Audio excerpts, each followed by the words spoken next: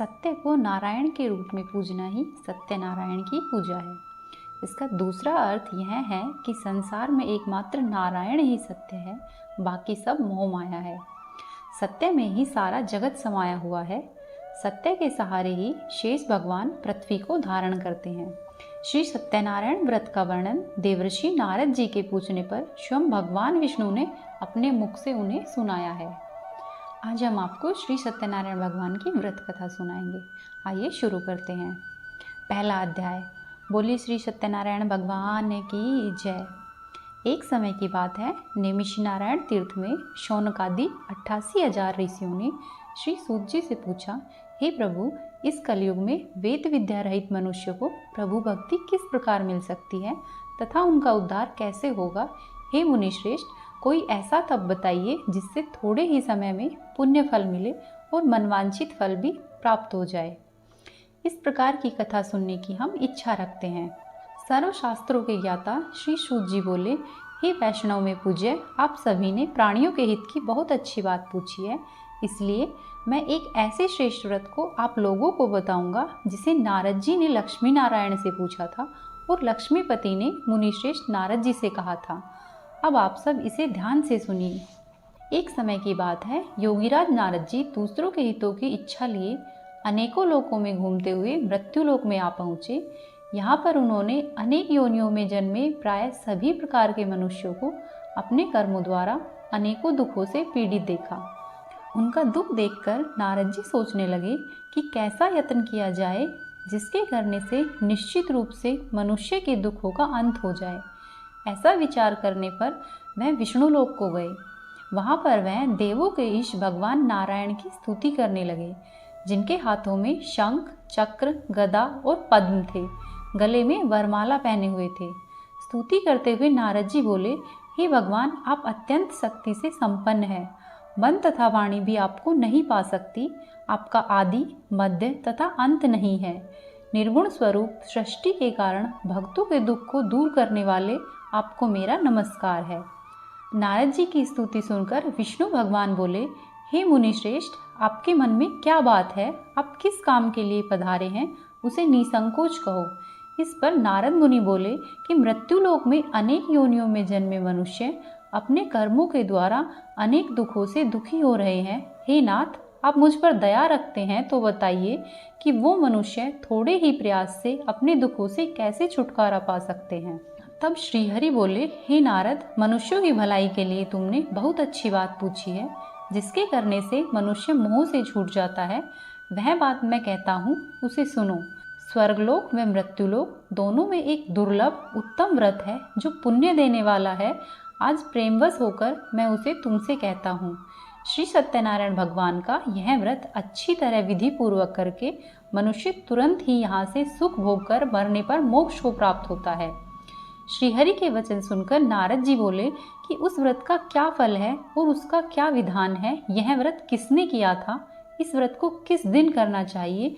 हे प्रभु, सब कुछ विस्तार से बताइए, मेरी सुनने की इच्छा है। नारद जी की बात सुनकर श्रीहरि बोले, दुख व शोक को दूर करने वाला यह व्रत सभी स्थानों पर विजय दिलाने वाला है। मानव को भक्ति व श्रद्धा के साथ शाम को श्री सत्यनारायण की पूजा धर्मपरायण होकर ब्राह्मणों व बंधु बांधवों सहित करनी चाहिए। भक्ति भाव से नैवेद्य, केले के फल, घी, दूध और गेहूं का आटा सवाया ले। गेहूं के स्थान पर साठी का आटा, शक्कर तथा गुड़ लेकर वे सभी भक्षण योग्य पदार्थों को मिलाकर भगवान का भोग लगाए। ब्राह्मण सहित बंधु बांधवों को भी भोजन कराए। उसके बाद स्वयं भी भोजन करे। भजन कीर्तन के साथ भगवान की भक्ति में लीन हो जाए। इस तरह से सत्यनारायण भगवान का यह व्रत करने पर मनुष्य की सारी इच्छाएं निश्चित रूप से पूरी होती है। इस कलिकाल अर्थात कलयुग में मृत्युलोक में मोक्ष का यही एक सरल उपाय बताया गया है। द्वितीय अध्याय। बोले श्री सत्यनारायण भगवान की जय। श्री सूत जी बोले, हे ऋषियों, जिसने पहले समय में इस व्रत को किया था उसका इतिहास कहता हूँ, ध्यान से सुनो। सुंदर काशीपुर नगरी में एक अत्यंत निर्धन ब्राह्मण रहता था। भूख प्यास से परेशान वह धरती पर घूमता रहता था। ब्राह्मणों से प्रेम करने वाले भगवान ने एक दिन ब्राह्मण का वेश धारण कर उसके पास जाकर पूछा, हे विप्र, नित्य दुखी होकर तुम पृथ्वी पर क्यों घूमते हो? दीन ब्राह्मण बोला, मैं निर्धन ब्राह्मण हूँ, भिक्षा के लिए धरती पर घूमता हूँ। हे भगवान, यदि आप कोई इसका उपाय जानते हो तो कृपा करके मुझे बताइए।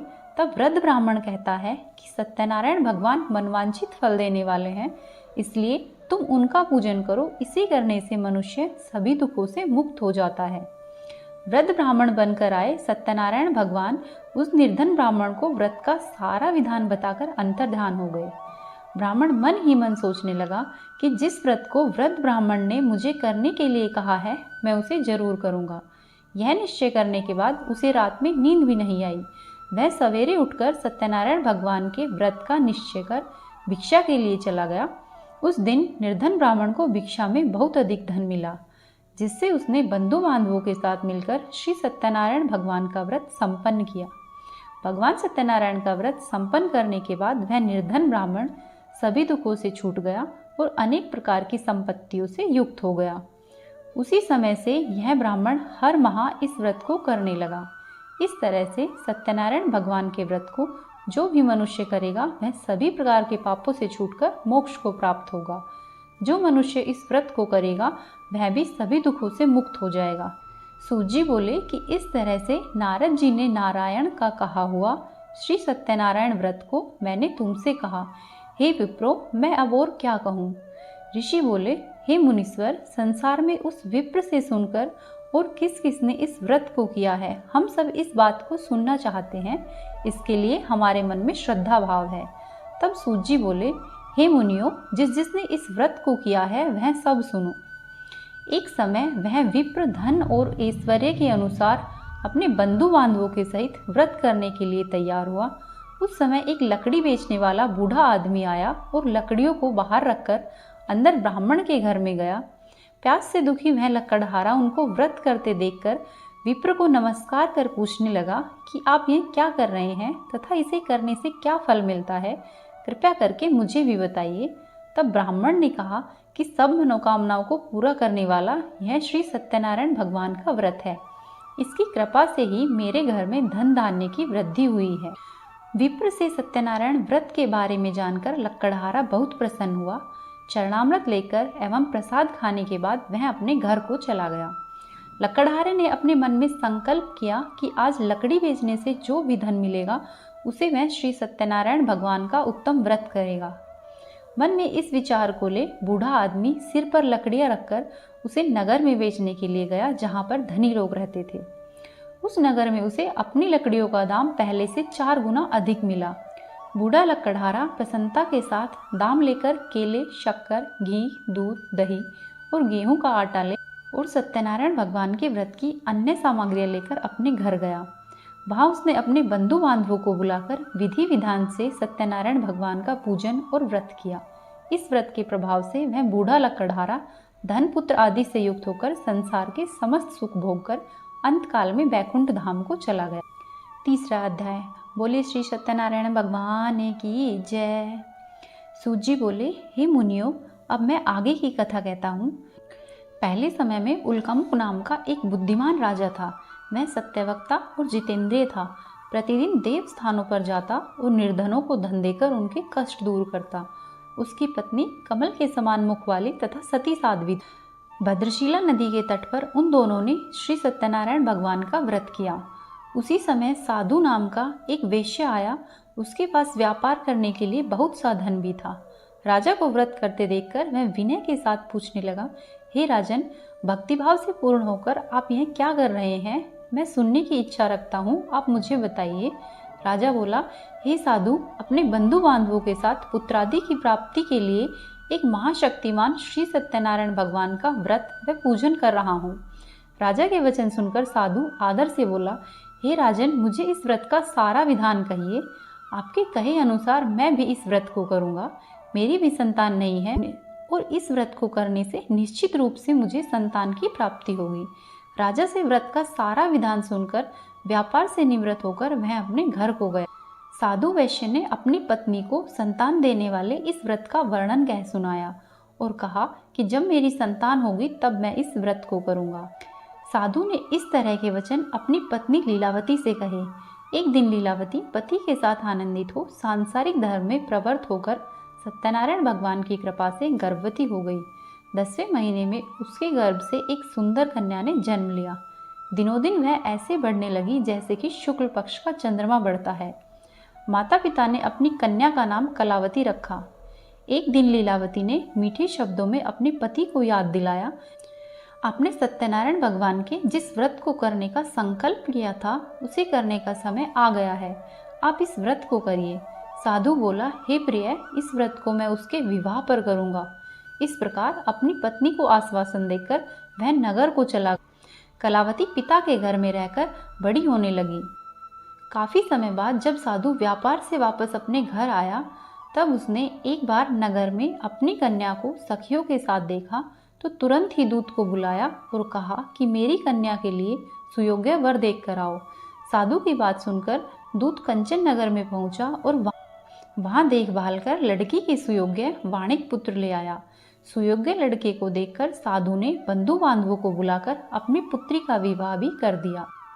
लेकिन दुर्भाग्य से साधु विवाह के समय भी श्री सत्यनारायण भगवान का व्रत करना भूल गया।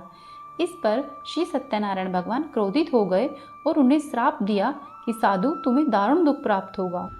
अपने कार्य में कुशल साधु बनिया जमाई को लेकर समुद्र के पास स्थित नगर में गए। वहां जाकर दामाद ससुर दोनों मिलकर चंद्रकेतु राजा के नगर में व्यापार करने लगे।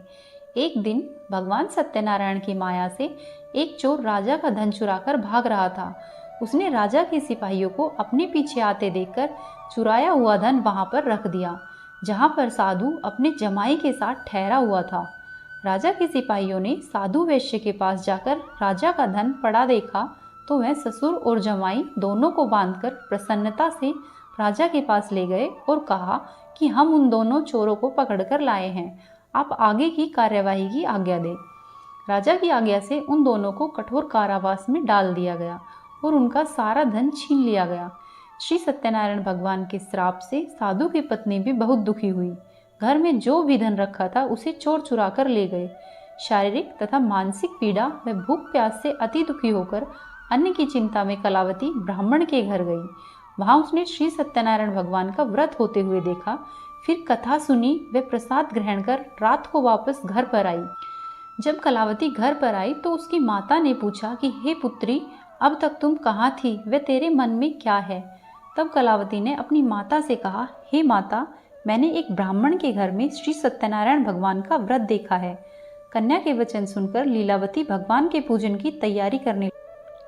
लीलावती ने परिवार व बंधुओं सहित सत्यनारायण भगवान का पूजन किया और उनसे वर मांगा कि मेरे पति तथा जमाई शीघ्र ही घर पर आ जाए। साथ ही यह भी प्रार्थना की कि हम सबका अपराध क्षमा करो। श्री सत्यनारायण भगवान इस व्रत से संतुष्ट हो गए और राजा चंद्रकेतु को सपने में दर्शन देकर कहा, हे राजन, तुम उन दोनों वैश्यों को छोड़ दो और तुमने उनका जो धन लिया है उसे वापस कर दो। अगर ऐसा नहीं किया तो मैं तुम्हारा धन, राज्य व संतान सब नष्ट कर दूंगा। राजा को यह सब कहकर भगवान अंतर्धान हो गए। प्रातःकाल सभा में राजा ने अपना सपना सुनाया और फिर बोले कि वाणिक पुत्रों को कैद से मुक्त करके सभा में लेकर आओ। दोनों ने आते ही राजा को प्रणाम किया। राजा मीठी वाणी में बोले, हे महानुभावों, भाग्यवश ऐसा कठिन दुख तुम्हें प्राप्त हुआ है, लेकिन अब तुम्हें कोई भय नहीं है। ऐसा कह राजा ने उन दोनों को नए वस्त्राभूषण पहनाए और जितना उनका धन लिया था उससे दुगना धन देकर विदा किया। दोनों वैश्य अपने घर को चल दिए। चतुर्थ अध्याय। बोली श्री सत्यनारायण भगवान की जय। श्री सूत जी बोले, वैश्य ने मंगलाचार कर अपनी यात्रा आरंभ की और अपने नगर की ओर चल दिए। उनके थोड़ी दूर जाने पर एक दंडी वेशधारी श्री सत्यनारायण भगवान ने उनसे पूछा, हे साधु, तेरी नाव में क्या है। अभिमानवश वाणिक हंसता हुआ बोला, हे दंडी, आप क्यों पूछते हो, क्या धन लेने की इच्छा है। मेरी नाव में तो बेल व पत्ते भरे हुए हैं। वैश्य के कठोर वचन सुनकर भगवान बोले, तुम्हारा वचन सत्य हो। दंडी ऐसे वचन कह वहां से दूर चले गए। कुछ दूर जाकर समुद्र के किनारे पर बैठ गए। दंडी के जाने के बाद साधु वैश्य ने नित्य क्रिया के पश्चात नाव को ऊंची उठते हुए देखकर अचंभा किया और नाव में बेल पत्ते आदि देखकर वह वहां पर मूर्छित होकर जमीन पर गिर पड़ा। मूर्छा खुलने पर वह अत्यंत शोक में डूब गया। तब उसके दामाद बोला कि आप शोक न मनाए, यह दंडी का श्राप है, इसलिए हमें उनकी शरण में चलना चाहिए, तभी हमारी मनोकामना पूर्ण होगी। दामाद की बात सुनकर वह दंडी के पास पहुंचा और अत्यंत भक्तिभाव से नमस्कार कर बोला, मैंने आपसे जो असत्य वचन कहे थे उनके लिए मुझे क्षमा कर दे। ऐसा कहकर महान शोकातुर हो रोने लगा। तब दंडी भगवान बोले, हे वाणिक पुत्र, मेरी आज्ञा से तुम्हें बार बार दुख प्राप्त हुआ है, तू मेरी पूजा से विमुख हुआ। साधु बोले, हे भगवान, आपकी माया से ब्रह्मा आदि देवता भी आपके रूप को नहीं जानते हैं, तब मैं अज्ञानी कैसे जान सकता हूँ। आप प्रसन्न होइए, अब मैं सामर्थ्य के अनुसार आपकी पूजा करूँगा। मेरी रक्षा करो और पहले के समान नौका में धन भर दो। साधु वैश्य के भक्तिपूर्वक वचन सुनकर भगवान प्रसन्न हो गए और उनकी इच्छा के अनुसार वरदान देकर अंतर्धान हो गए। ससुर जमाई जब नाव पर आए तो नाव धन से भरी हुई थी। फिर वह अपने अन्य साथियों के साथ सत्यनारायण भगवान का पूजन कर अपने नगर को चल दिए। जब अपने नगर के नज़दीक पहुँचे तो उन्होंने दूत को घर पर खबर करने के लिए भेज दिया। दूत साधु की पत्नी को प्रणाम कर कहता है, मालिक अपने दामाद सहित नगर के निकट आ गए हैं। दूत की बात सुनकर साधु की पत्नी लीलावती ने बड़े हर्ष के साथ श्री सत्यनारायण भगवान का पूजन कर अपनी पुत्री कलावती से कहा कि मैं अपने पति के दर्शन को जाती हूँ, तू कार्य पूर्ण कर शीघ्र आ जा। माता के ऐसे वचन सुनकर कलावती जल्दी में प्रसाद छोड़कर अपने पति के पास चली गई। प्रसाद की अवज्ञा के कारण श्री सत्यनारायण भगवान रुष्ट हो गए और नाव सहित उसके पति को पानी में डुबो दिया। कलावती अपने पति को वहां ना पाकर रोती हुई जमीन पर गिर गई। नौका को डूबा हुआ देख वह कन्या को रोता हुआ देखकर साधु दुखी होकर बोला, हे प्रभु, मुझसे तथा मेरे परिवार से जो भी भूल हुई है उसे क्षमा करो। साधु के दीन वचन सुनकर श्री सत्यनारायण भगवान प्रसन्न हो गए और आकाशवाणी हुई, हे साधु, तेरी कन्या मेरे प्रसाद को छोड़कर आई है, इसीलिए उसका पति अदृश्य हो गया है। यदि वह घर जाकर प्रसाद खाकर लौटती है तो इसे इसका पति अवश्य ही मिलेगा। ऐसी आकाशवाणी सुनकर कलावती ने घर पहुंचकर प्रसाद खाया और फिर आकर अपने पति के दर्शन किए। उसके बाद साधु अपने बंधु बांधवों सहित श्री सत्यनारायण भगवान का विधि विधान से पूजन करता है। इस लोक का सुख भोगकर वह अंत में स्वर्गलोक को जाता है। 5वां अध्याय। बोले श्री सत्यनारायण भगवान की जय। सूत जी बोले, हे ऋषियों, मैं और भी एक कथा सुनाता हूँ, उसे भी ध्यानपूर्वक सुनो। प्रजापालन में लीन तुंगध्वज नाम का एक राजा था। उसने भी भगवान का प्रसाद त्याग कर बहुत ही दुख पाया। एक बार वन में जाकर वन्य पशुओं को मारकर वह बड़ के पेड़ के नीचे आया। वहाँ उसने ग्वालों को भक्ति भाव से अपने बंधुओं सहित सत्यनारायण भगवान का पूजन करते हुए देखा। अभिमानवश राजा ने उन्हें देखा एवं फिर भी पूजा के स्थान पर नहीं गया और ना ही उसने भगवान को नमस्कार किया। ग्वालों ने राजा को प्रसाद दिया, लेकिन उसने वह प्रसाद नहीं खाया और प्रसाद को छोड़कर वहां से अपने नगर को चला गया। जब वह अपने नगर में पहुंचा तो वहां पर उसने सब कुछ तहस नहस हुआ पाया, तो वह शीघ्र ही समझ गया कि यह सब भगवान ने ही किया है। वह दोबारा ग्वालों के पास पहुंचा और विधि पूर्वक पूजा करके प्रसाद खाया तो श्री सत्यनारायण भगवान की कृपा से सब कुछ पहले जैसा ही हो गया। वह दीर्घ काल तक सुख भोगने के बाद मरणोपरांत उसे स्वर्ग की प्राप्ति हुई। जो मनुष्य परम दुर्लभ इस व्रत को करेगा तो भगवान सत्यनारायण की कृपा से उसे धन धान्य की प्राप्ति होगी। निर्धन धनी हो जाता है और भयमुक्त हो जीवन जीता है। संतानहीन मनुष्य को संतान सुख मिलता है और सारे मनोरथ पूर्ण होने पर मानव अंत काल में बैकुंठ धाम को जाता है। सूत जी बोले, जिन्होंने पहले इस व्रत को किया है, अब उनके दूसरे जन्म की कथा कहता हूँ। वृद्ध शतानंद ब्राह्मण ने सुदामा का जन्म लेकर मोक्ष की प्राप्ति की। लक्कड़हारे ने अगले जन्म में निषाद बनकर मोक्ष प्राप्त किया। उल्कामुख नाम का राजा दशरथ होकर बैकुंठ हो गए। साधु नाम के वैश्य ने मोरध्वज बनकर अपने पुत्र को आरे से चीरकर मोक्ष पाया। महाराज तुंगध्वज ने शंभु होकर भगवान में भक्तियुक्त हो कर्म कर मोक्ष को पाया। बोलिए श्री सत्यनारायण भगवान की जय। यदि आपको श्री सत्यनारायण भगवान की कथा पसंद आई तो हमारे वीडियो को लाइक करें, चैनल को सब्सक्राइब करें और वीडियो को शेयर करें।